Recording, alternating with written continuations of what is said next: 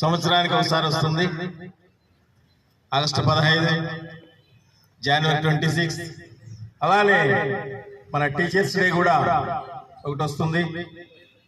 గాంధీ పుట్టినరోజు, నెహ్రూ గారి పుట్టినరోజు, అలానే డాక్టర్ సర్వేపల్లి డాక్టర్ రాధాకృష్ణన్ గారి యొక్క పుట్టినరోజు కూడా ఈరోజే.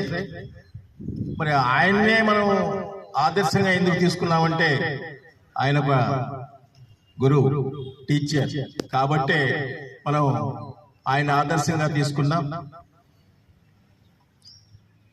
ఎన్నో సంవత్సరాలు గడిచిపోతూ ఉంటాయి. ఎంతో మంది విద్యార్థులు వస్తూ ఉంటారు, పోతూ ఉంటారు. ప్రతి విద్యార్థికి కూడా గురువు అనేటువంటి వాడు కంపల్సరీగా ఉంటారు.